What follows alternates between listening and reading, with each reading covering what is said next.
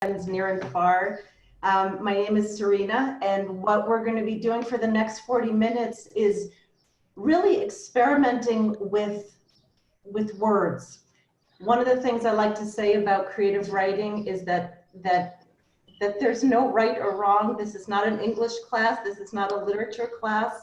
What I'm most interested in is helping you find a surprising and maybe new way of expressing yourself. And what I want to look at today is how we can use colors to write about memories, to write about thoughts. I'm just going to say very quickly what I do. I teach at Herzog College academic writing, and I teach creative writing. And so Esther is actually in one of my writing classes right now, which is really great. And I love this. This is what I'm passionate about, and I am really delighted by helping people find words. So here we go. Our senses. When we talk about using our senses in writing, we are usually talking about 5 senses: sight, smell, taste, hearing, and touch. And so I just want to start with a very, very simple warm-up, and that is to give one example through each of the senses of something that makes you happy. So for example, the smell of decomposing autumn leaves that smells slightly of cinnamon makes me really happy. The sound of my daughter laughing hysterically makes me happy. Okay? Looking for 5 sentences, one example for each sense of something that makes you happy. It could even be what you're eating right now. I'm going to give you about 2.5 minutes.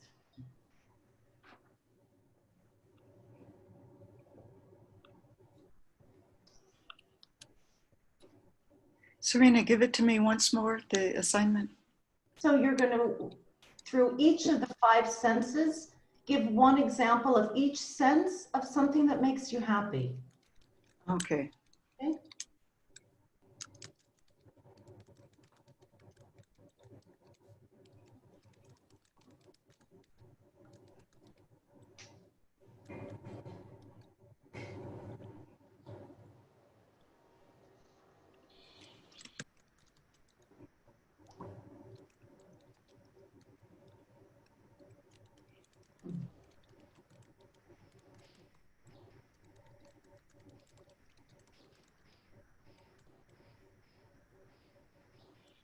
So I would like to encourage you as you're writing, and as Clara is doing right now, if you want to share with us in chat what you're writing, it's a great way of bringing us in with what you're thinking about.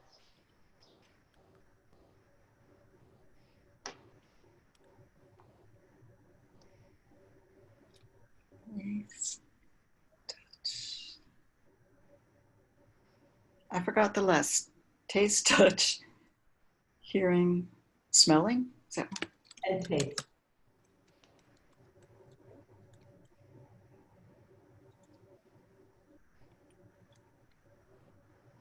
Okay, so take another half a minute just to finish up. And again, if you would like, share with us in chat.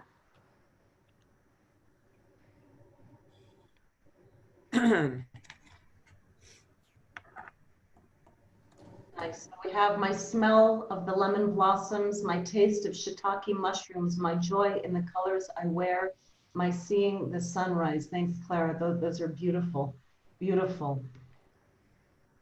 The sound of waves crashing on the shore. This is from Lisa. The sight of my newborn granddaughter. The smell of freshly cut grass. The sound of a cello. The feel of velvet. From Ida, touch, feeling I'm not sure what that was going to be, something cool of my sweat perhaps. So I want to just point out that what happens when we name things specifically is that as the reader, we actually can experience the same senses as the writer. It's fantastic. So the smell, for example, of fresh grass, I immediately identified what that was. So I would like to move on.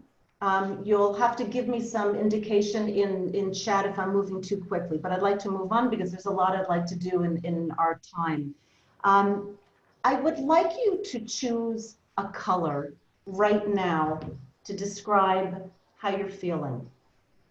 Right? So first you need to think, well, how am I feeling in this moment? And you need to choose one word. So part of writing is about being precise and accurate. So if I say to you, oh, I'm okay, that okay doesn't tell you very much. But if I tell you, I am ecstatic, then you have a lot more information. So what I'm asking you to do is to find one word to describe how you're feeling right now and then give that word a color. So I'm going to work with ecstatic, and then I'm going to choose the word fuchsia, which actually happens to be one of my most favorite flowering plants. And what I would like you to do once you have your color is to describe how you're feeling through that color by using a simile. And I'll just give you an example. I wrote this right before the class. I wrote, I am white like the summer sand. I am white like the carefully folded handkerchiefs in my mother's scented dresser. I am white like the fresh snow that fell over Mount Olympus the night my father died. I am white like the jasmine next to my front door, drunk with her own fragrance. Okay? So, choose a color. And what is it like? I am purple like, I am green like, I am black like. Okay? Take a few minutes.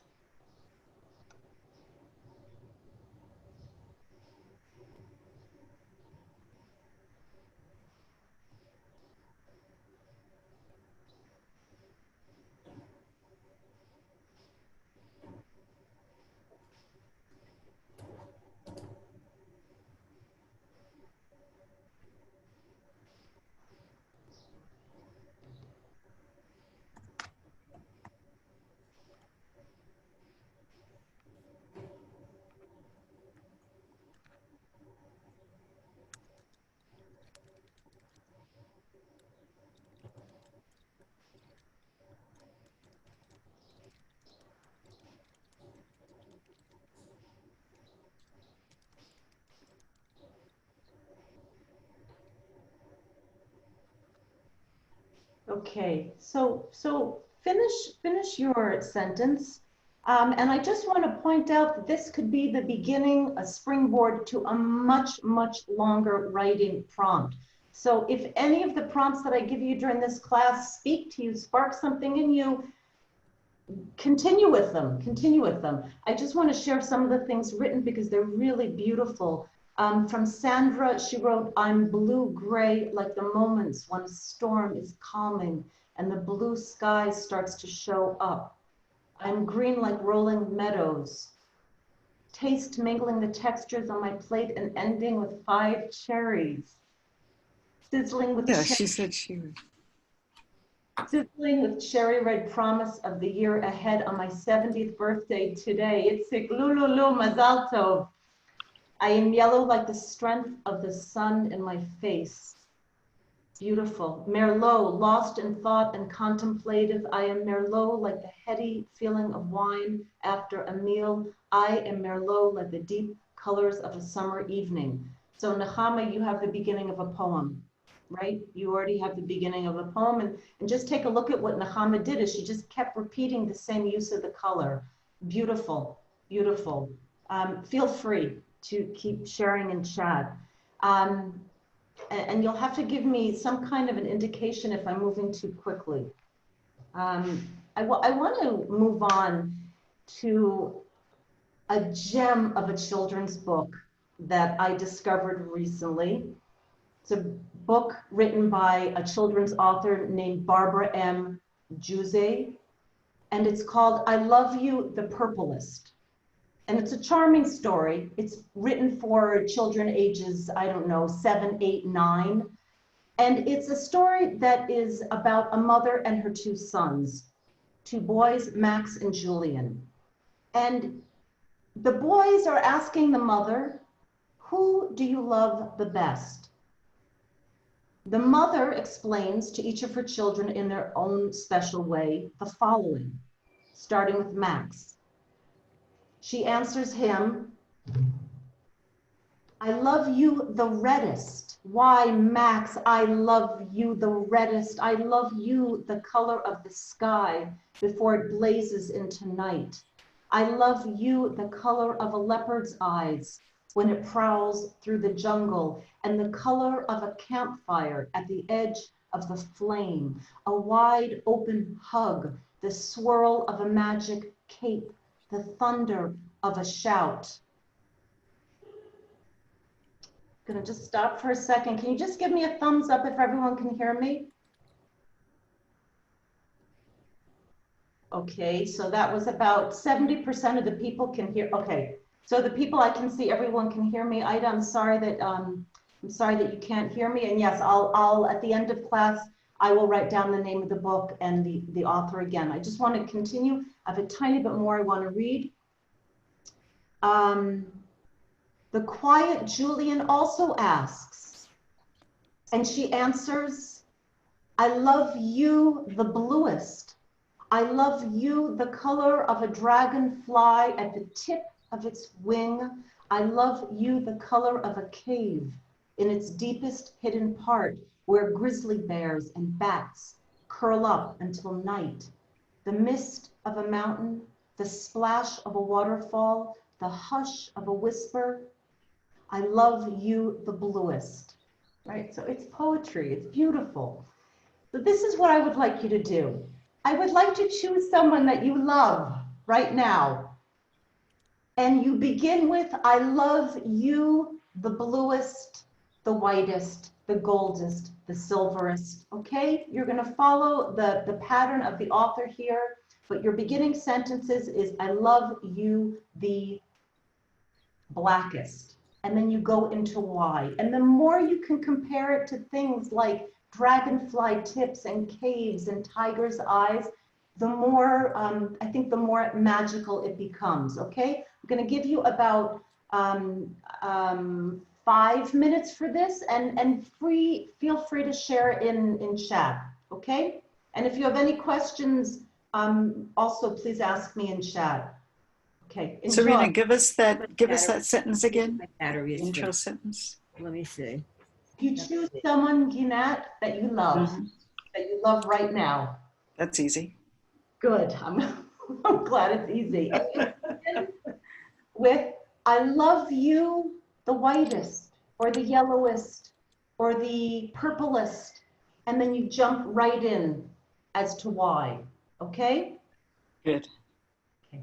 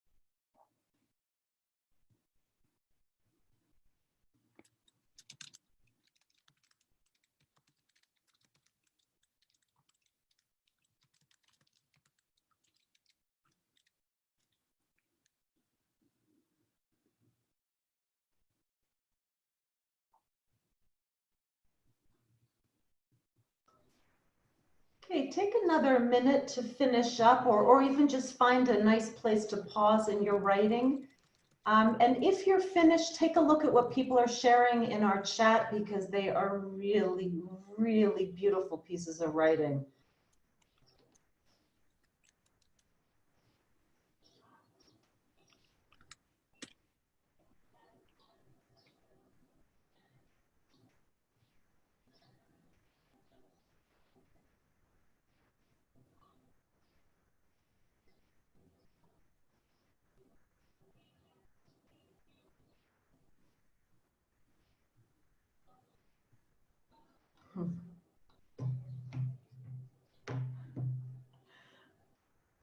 Right, so I want to just point out the originality of these responses, right? So we all of a sudden see how much individuality shines when we write like this. I'd actually like to argue anytime we write creatively and share, we are really inviting people into our minds, into our creativity. These are fabulous. So Ginat, on your spare time, maybe you'd like to put together a little book of these wonderful pieces of writing.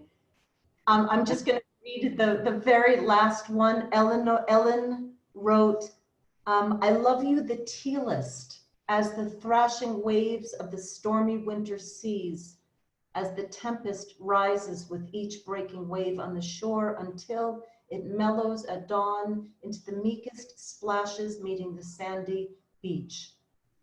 Beautiful, beautiful. So I also would like to point out the difference between saying, I love you so much, and saying, I love you, the rainbowist, right? So we also have the joy of creating language here, which I think is fantastic. Let's keep going. Let's keep going.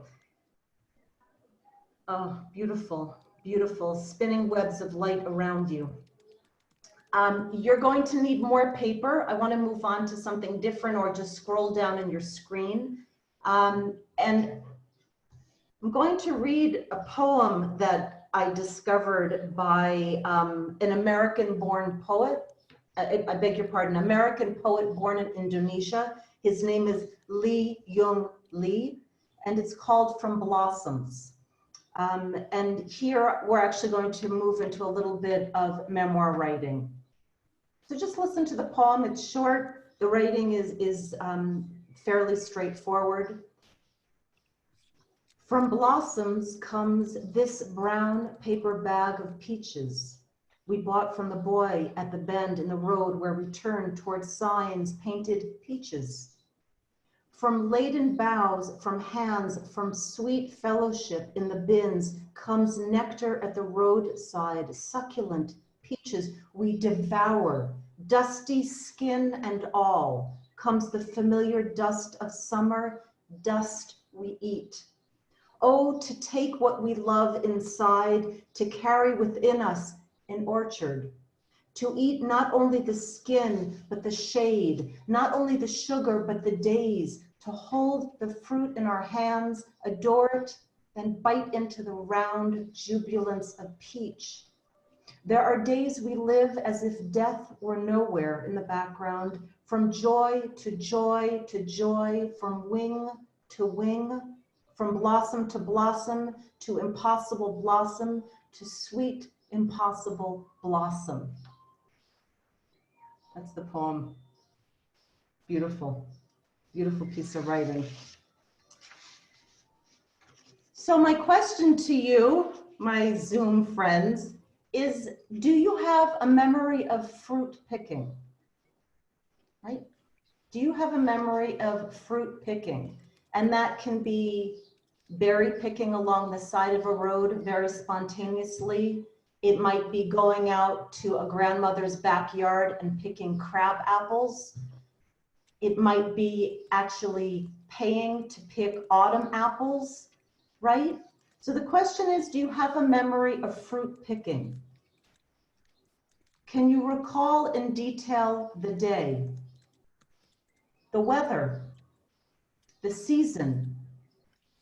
Who were you with? What was the mood? Can you taste today the fruit? And because we're looking at color, I'd like you also to describe the color of the fruit that you picked. And then my final question, and I realize I'm asking you a lot of questions. The final question is, in your mind, does this fruit represent something to you today? I'm going to repeat that last question. In your mind, does this fruit represent something to you today? Okay. I'm going to give you about 7 minutes for this. I'll call time. I'll actually give you a call of time at 5 minutes to let you know that you have 2 more. And if you have questions, ask me in chat and I'll respond. Okay? Okay. Enjoy.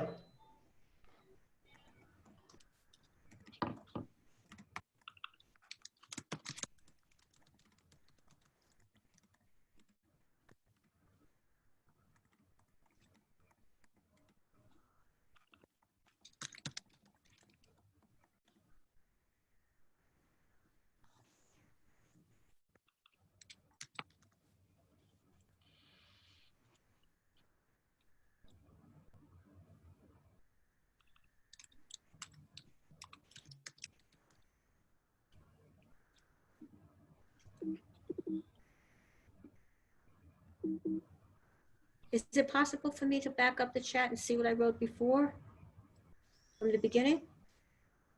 Yes.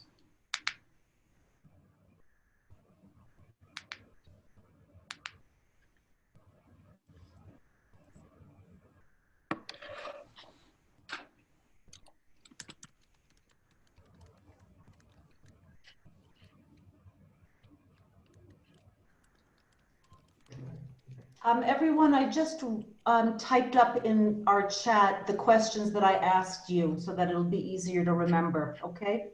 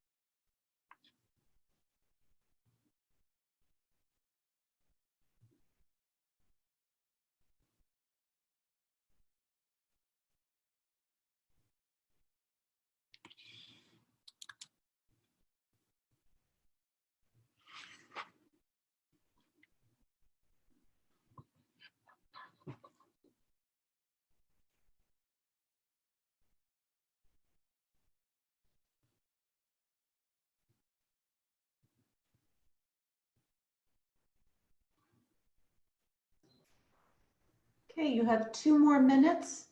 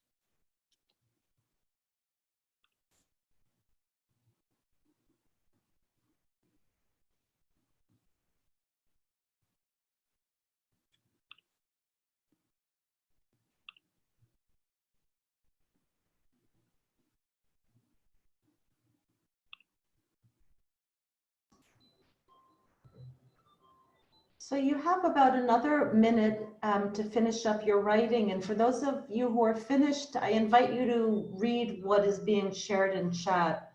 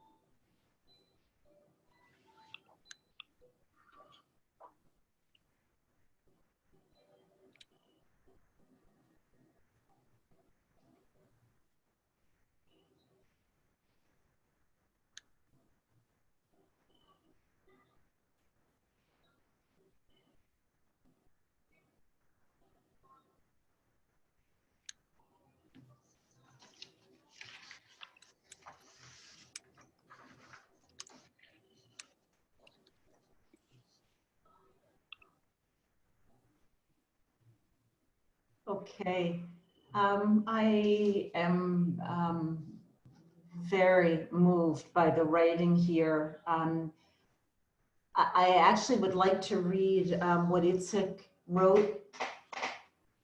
Very interesting way to write about grief.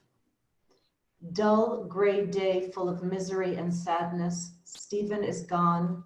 The tiny crab apples look for all the world like the unshed tears of sorrow, and spiders crawling all over them, listlessly putting these ugly creatures into Auntie's bowl. The day passes slowly, drifting from one task to another, then later for tea, delicious apple and rhubarb crumble. So I'm not going to address the delicious apple and rhubarb crumble. It's like I just want to comment that using the crab apples as an expression of intense sadness is very, very moving and powerful. This is beautiful. It's all beautiful. Please, before I rush you on, I want to make sure that everyone has read what has been shared here. They're beautiful.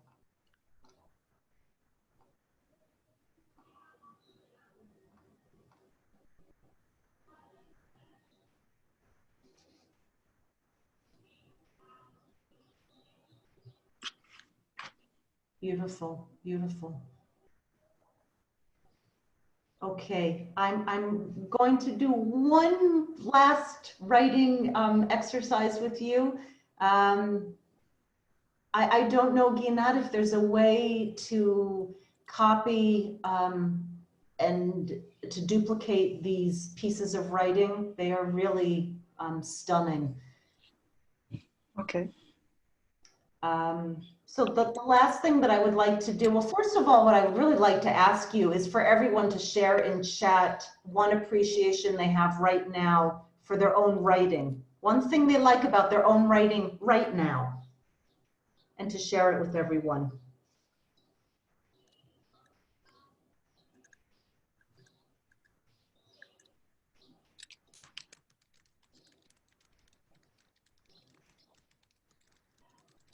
On chat?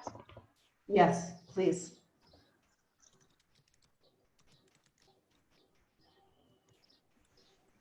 One appreciation for your own writing in the past 35 minutes.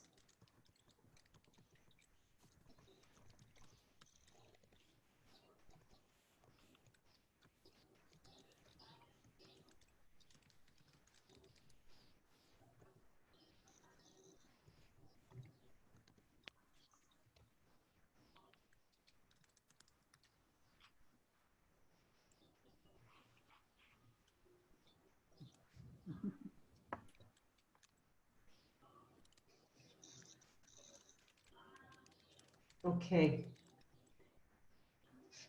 Thank you. Thank you for sharing. Last prompt is I would like you to look out your window. Look out your window wherever you are sitting, wherever it is. You may have to part your curtains, pull up a shade, look out your window, and choose one object that you see out the window that you feel gratitude for right now. Right? Gratitude, the quality of being thankful. One object that you see out your window, and I would like you to write, because we really have very little time left, for 60 seconds about why you are grateful for this object, and you are writing directly to that object. Dear wilting almond tree, for example. Dear sad bird, whatever it is you see out your window, 60 seconds of thanking that object.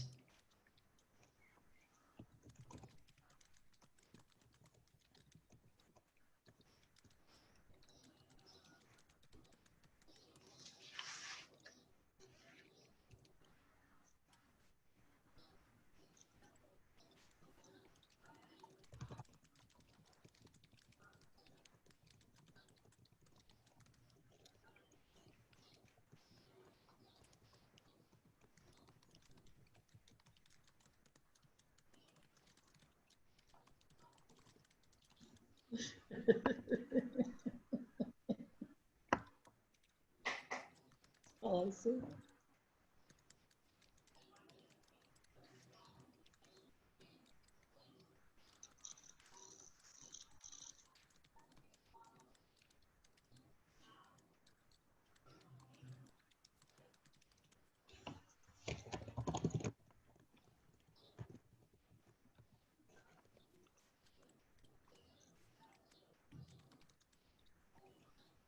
Yeah, beautiful, really beautiful. And humor is also greatly welcomed.